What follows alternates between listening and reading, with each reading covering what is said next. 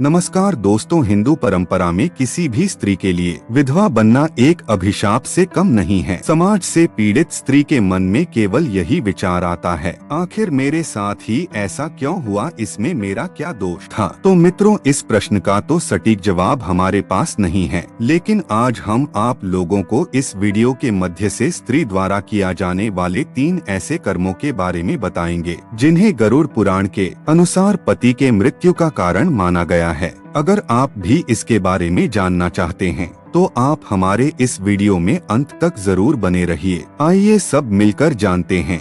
मित्रों, गरुड़ पुराण में पत्नी से पहले पति की मृत्यु के रहस्य बताया गया है और इन जन्म में आपका विधवा होना आपके किस जन्म के कर्मों का फल है, इसका भी उत्तर मौजूद है। जी हाँ, आपने बिल्कुल सही सुना। गरुड़ पुराण में 3 ऐसे कर्मों के बारे में बताया गया है जो एक स्त्री के विधवा होने का कारण बनता है। तो आइए विस्तार पूर्वक जानते हैं। मित्रों, जब भी कोई वाहिक स्त्री अपने पति की लंबी उम्र के लिए करवा चौथ या सती सावित्री का व्रत रखती है या फिर कोई ऐसा व्रत करती है जिसका एकमात्र उद्देश्य पति के लंबी उम्र के लिए हो, तो उसे स्त्री को वह व्रत पूरे निष्ठा से करनी चाहिए, क्योंकि गरुड़ पुराण के अनुसार देखा जाए तो जो स्त्री अपने व्रत के नियमों का पालन पूर्ण न करके विधि विधान का उल्लंघन करती हैं, या फिर कोई स्त्री व्रत के दौरान चोरी छुपी भोजन करती हैं या पानी ग्रहण करती है और ऐसा करने के बाद इस उलझन को बड़ी ही आसानी से छुपा लेती है, तो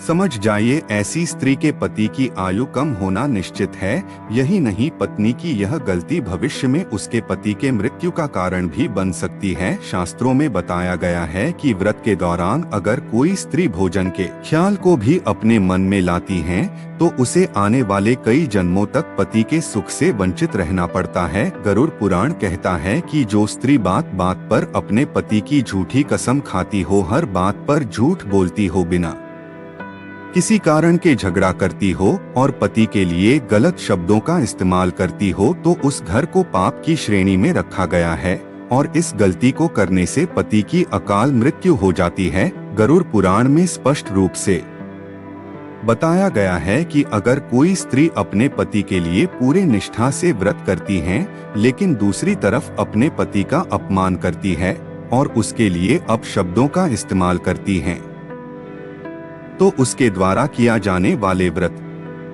का फल समाप्त हो जाता है और उसे स्त्री को हमेशा के लिए पति के सुख से वंचित रहना पड़ता है।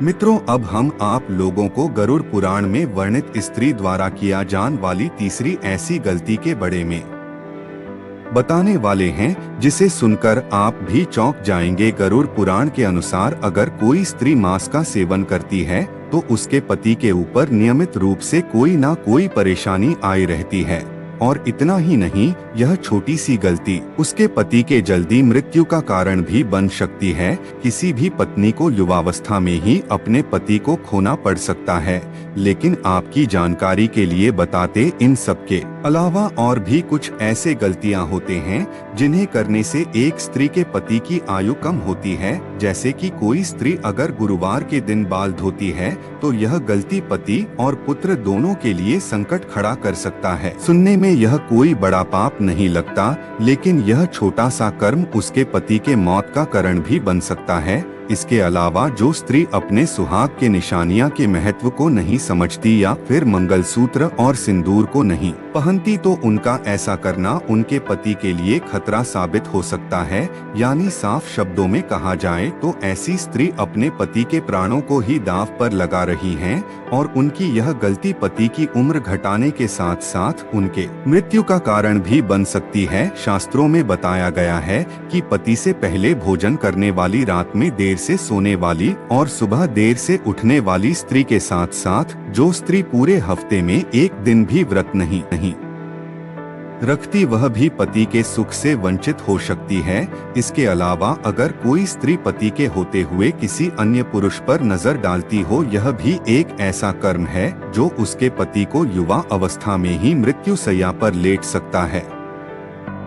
तो मित्रों, हम अंत में यही कहेंगे कि अगर आप भी एक वैवाहिक जीवन व्यतीत कर रहे हैं तो इन गलतियां को भूल से भी ना करें। उम्मीद करते हैं इस वीडियो के मध्य से आप समझ गए होंगे कि आखिर कम उम्र में स्त्री विधवा क्यों हो जाती हैं। आज की वीडियो में बस इतना ही। आपको हमारी जानकारी कैसी लगी आप हमें कमेंट बॉक्स में जरूर बताएं और अपने दोस्तों के साथ भी शेयर जरूर करें। फिर मिलते हैं किसी नए जानकारी के साथ। आपका अपना दोस्त प्रिंस टाटावत ज्ञान ऑफिशियल। तब तक के लिए धन्यवाद।